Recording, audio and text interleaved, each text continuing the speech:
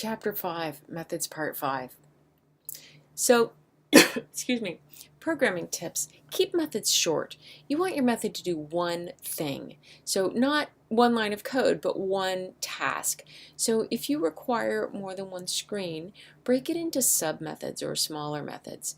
You can use what we call helper methods that will help a method do its job. Trace through your methods. Put one column, same hand tracing method we've seen in previous chapters, one column for each variable, and walk through your code by hand. This will help you make sure that the code does what you think it should. Use stubs as you write larger program. A stub is an unfinished method that just returns a dummy value. It's a placeholder.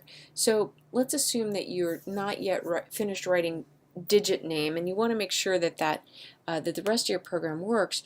You can write the header for digit name and you can just have it return some random string, in this case mumble, and note to yourself that you're not yet done with that.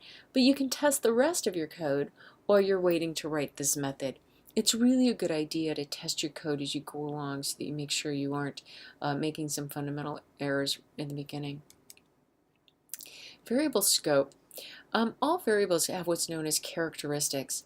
Just the same way a human has characteristics, height, weight, eye color, age, variables have characteristics. And the characteristics of variables are name, the variable name, the value that's stored there, the data type, the location or address in memory where that variable is stored, and the scope of that variable. That's where you can access that variable, and it's also sometimes how long that variable is in memory. So inside a method, if a variable is declared inside a method, it's known as a local variable. It's accessible only inside that method, and once the method is over, such as hitting the return statement, those local variables are gone. Parameter variables are like local variables. They're treated like local variables. Scope of a variable is you can declare a variable inside a block of scope, sometimes called block scope. If it's declared inside the block, it ends at the end of the block. So in whatever braces it's declared, when it hits that corresponding close brace, that's where that variable scope and lifetime end. You can declare a variable outside of a method, and this sometimes is called global scope, and it can be used and changed by code in any method. Avoid using global scope. Now we're going to see some exceptions to that probably down in chapter 8, but for right now, don't declare variables outside of methods. It's bad programming practice, and we have to learn how to handle that before we can start writing those types of variables.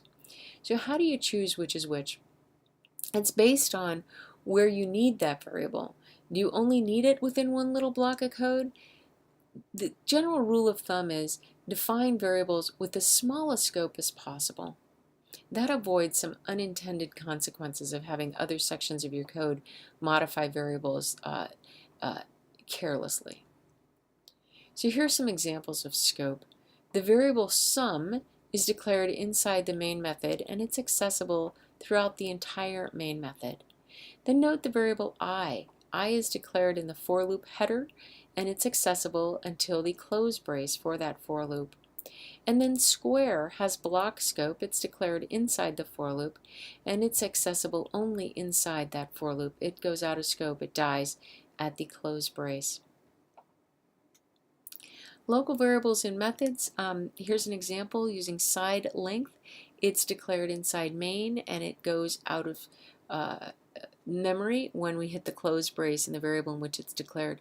Now notice from main we call cube volume. So the second line of code there, int result equals cube volume.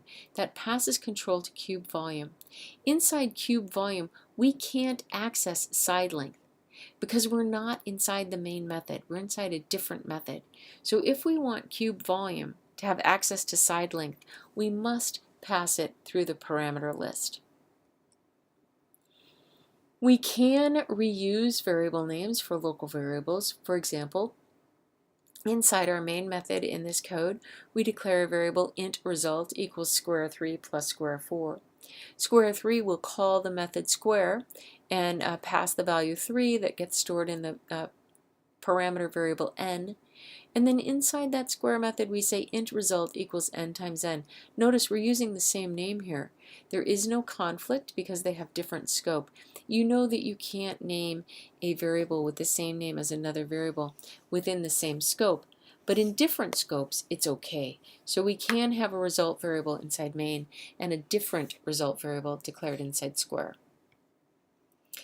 We can also reuse variables for code blocks, such as a for loop.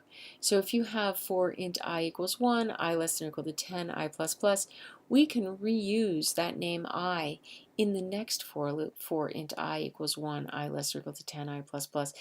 And that's fine, as long as they don't overlap. If the scope overlaps, then we would have a naming conflict and it would not be allowed.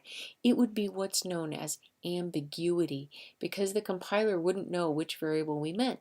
So the compiler doesn't let us do that. If we have overlapping scope such as this, int n, and then we have another variable n declared inside a block, that is an error. We can also have variables declared inside different scope if we have a global variable such as public static int same. That's a global variable because it's not declared inside a method. And then we have a variable declared inside a method, int same equals 0. And that doesn't cause an error. However, you do need to know that the local variable, the one that's declared inside main, masks the global variable. So we can't have access to the global variable when we use the name same. It will be accessing the local. In other words, local takes precedence over global variables.